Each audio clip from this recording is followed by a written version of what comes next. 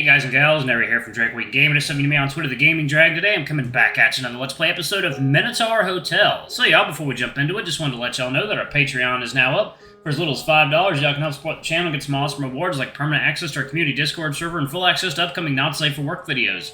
Anyway, let's go ahead and jump right back in. Alarm chain, you were up, and let's go. Alright. Wait. What's going on? Oh god. 1 second, y'all. Sorry about that, y'all. I guess the newest version kind of bricked my save, so I rolled back. So let's go ahead and jump right back in. Alright. Oh, hello. Sorry if I'm interrupting anything. My name is Greta. I'm from Germany, and I'm very curious. I'm grateful for this. Everything, really. And my boyfriend and I hadn't had a shower in a few days, let alone a good meal. The smell was becoming an issue. But, you see, in a single day I learned that there is such a thing as a Minotaur, and also a talking eagle, in a desert. We were in Eastern Europe, and now in a desert. That's a lot to take in, and let me say, I've always been a very curious girl. So, if you don't mind me asking, how does this whole thing work? Non-human beings, I mean. Oh, we exist. Beings which aren't quite human, here and there they pop up, but they keep themselves hidden. Not the case here, where their charms don't work, their true shape is revealed. There? You talk as if you were different from them. In a way, yes. The Minotaur looks down to his empty glass and turns his gaze towards you. Would you like some more wine? No, I'm fine. This is a good one. I'm enjoying every sip. Greta fidgets as Asterion pours himself a tall glass of wine. What is your story, then? Are you different from the others? Asterion keeps his gaze on the glass, but responds without missing a beat, and with a peculiar cold intonation. I was born here, in this hotel. I chose to stay behind and care for it. But as you can see, things were not going well. Asterion gives you a quick glance as if asking for your permission to proceed. You remain quiet, he takes that as his cue. I was recovering from a few grave injuries, and meanwhile the hotel fell into disrepair, because the previous owner neglected it. But things have changed for the better ever since ownership passed to Master Alexios. Greta looks you up and down, with a gaze so sharp it almost seems threatening. Why do you call him Master? What's up with that? Asterion doesn't hesitate this time. That is how my family has always called the owner of the establishment. Our lineage has served them for a number of generations. That's why I chose to be here.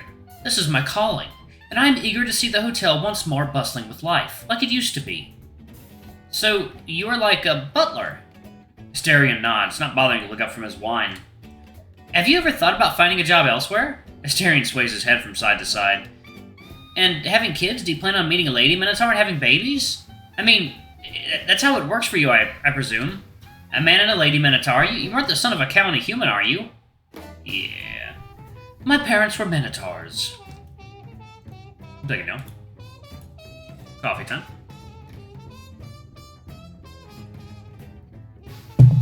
This music oddly matches this awkward situation.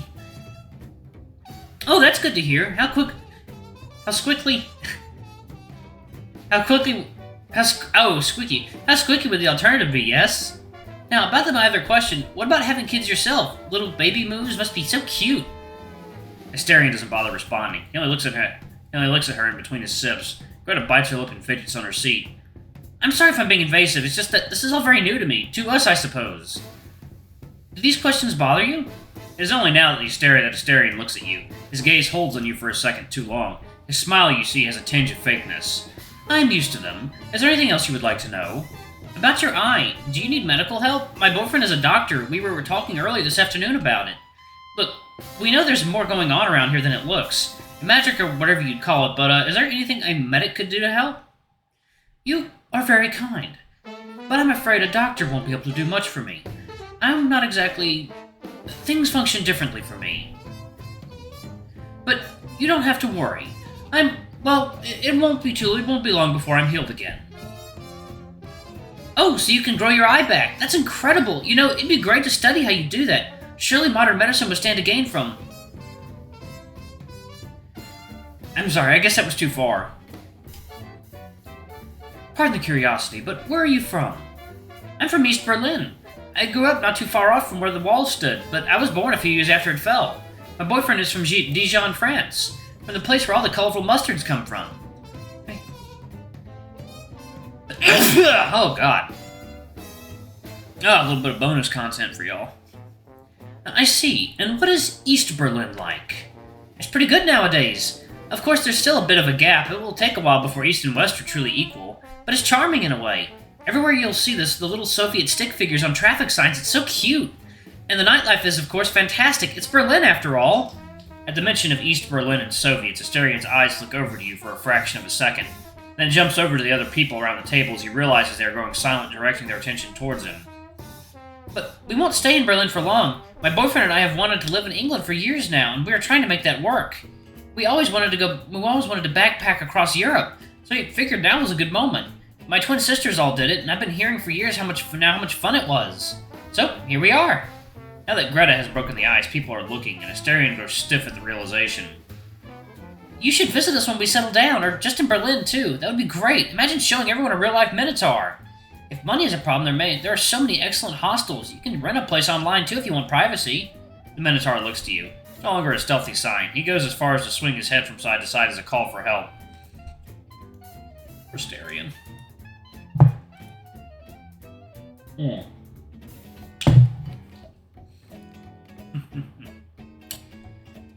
You can't let him go through this. It's easy coming up with an excuse. Asterian, perhaps it's time we return to the office. We have some paperwork to go through before tomorrow, don't we? Ah, yes, the contracts. Excuse me, Miss Greta. I'm afraid I must get back to work. At this hour? Now that's quite late. That's not nice, Mr. Alexios. You shouldn't be treating your employees like that. You could say Asterian is more of a business partner to me, actually. We're in this together, and starting a new business involves a lot of sleepless nights. So, it is with great pain that I must steal him away. If it's for the hotel, I'm happy to work all night long. Greta looks at you, then at the Minotaur, and then back to you. As she does, you see her smile getting wider before her lips part and an obnoxious shrill giggle erupts. The Middle Eastern students turn around, startled by the noise. Ooh, I see. That's okay. It was nice meeting you, Mr. Asterian. I hope my questions didn't offend you. Greta punctuates her sentence by smiling and closing both her eyes in a strained gesture. You fail to understand this for a moment, but it seems like she is attempting to wink and failing. Go work all night long, She's privy to these sorts of things. Don't worry, I am used to them. I hope you have an enjoyable stay with us. You and Asterian start rising to your feet when Greta speaks up once more. Oh, one last thing. I almost forgot. Is there Wi-Fi here? My 4G isn't working either. I don't have reception. Wi-Fi? Oh, that. No, not yet. I'll look into it. How, though? How can internet be brought to a magical realm that just pulls people in? I mean, it pulls people in, just pull the internet in. Okay, so Soviets. For starters, the Allies won World War II, but near the very end of the war, America unveiled a new type of bomb, one that was more powerful than any ever before. After the war, Russia managed to make one of their own. The catch here is that America was capitalist and the Soviet Union were communists. They started the Cold War, which wasn't a war in the strictest sense of the word. They were vying for influence among other countries while threatening each other with the bombs. They both had so many that they could destroy each other with at the same time. It's what people called mutually assured destruction. And this relates to Berlin because after World War II, the Soviets and Americans divided in two, with a wall between East and West. It divided families and communities for years, but it fell in the 90s along with the Soviet Union. That's a big moment for world history. That all sounds so overwhelming. And these bombs, were they the kind that were thrown off airplanes? At first, yes, but later they were put in missiles. That's how I can put it, a kind of unmanned plane that will explode when it hits its target. It was very tense for a time. It was very tense for everyone, but we left it behind for the most part. Yes. The voices from the lounge subside as the two of you climb up the spiral staircase side by side. The air here is chilly now. A breeze from the valley passes through that narrow rocky exit far below to flow upward. It snakes through the gap in the middle of the stairs until it grazes your skin and Asterian's fur. It is not unpleasant, however. The shiver it sends up your spine makes you aware of your whole body, aware of each swaying, drunken step. So you go. Coffee time.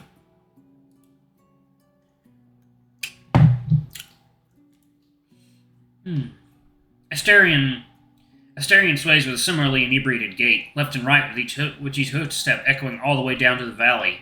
Without noticing it, Asterian starts humming, and your footsteps align with its rhythm. At times you even feel his tail grazing your leg.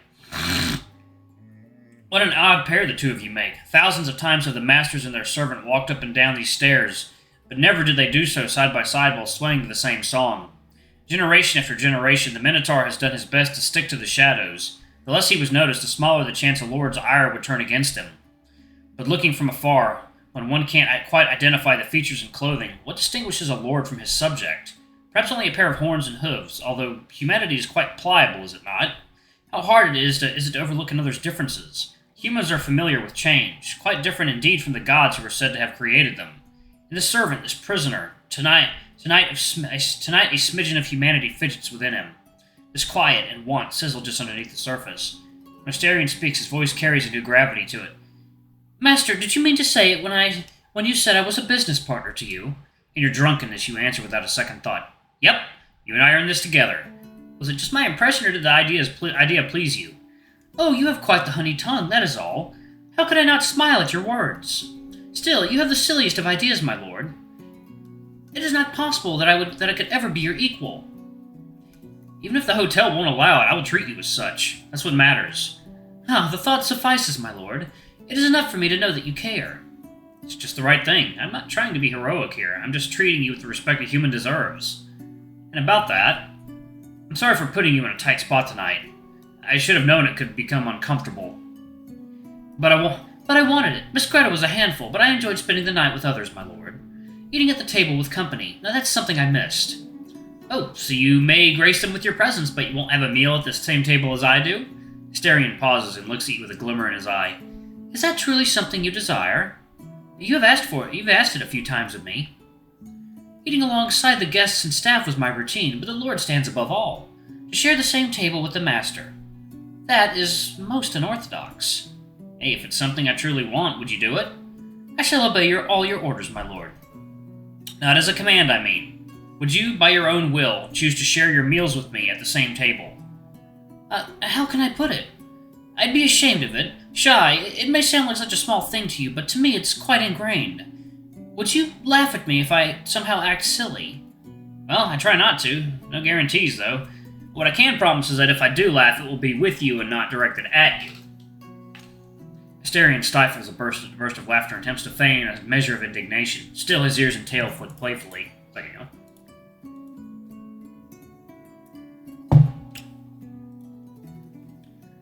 You scoundrel!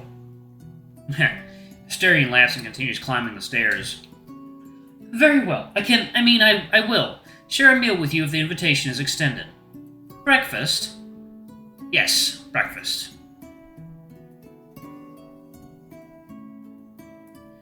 The times have really changed, and humans along with them. It's fair that you change too. You're at least part human after all. To call your words honeyed is an understatement, you silver-tongued man. What, are you now turning against your master? What is wrong with the joke, That's the spirit. Nothing wrong with a little playing around.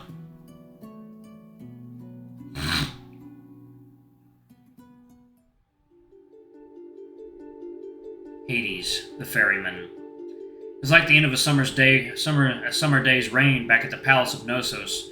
Rivulets falling to the patio stone floor, droplets pouring from the trees down into saffron bushes. The pitter-patter of fat droplets and children's feet as the Minotaur sat by the tall red pillars, thinking, not making a noise. Thinking as his father told him to, as he did now. He had walked a dozen steps downhill before he lost balance and fell to his knees. Now he sat, collecting himself. The Minotaur looked up to the stony ceiling hundreds of feet above him, raining down the same fat drops of water on his muzzle. His neck hurt as if a searing iron wire had burnt it. His tongue and throat were locked frozen by a lump on his neck. Asterion thought well as he plucked and then cradled an asphodel flower in his hands. He was surrounded by them, in this meadow overlooking a labyrinthine land of rivers. Alright, y'all, I'm going to go ahead and pause it right there. Thank you all so much for watching. Don't forget to like, comment, subscribe, ring that notification bell, and check out our Patreon if you can. It always helps. But before I go, I'm going to give a quick shout out to my lovely bronze tier patrons. Thank you all for all you do for the channel. We greatly appreciate you. Thank you to our silver tier patron, Cade Silvermoon. Thank you for going a bit above and beyond. You are awesome. And thank you to our gold tier patron, Amr. You are awesome. We love you. We hope you enjoy your new icon. Anyway, if y'all want to get your name in the credits, it's as little as $5, and you get some other benefits with it as well. Anyway, I love you all, and I'll see y'all in the next video. Bye-bye!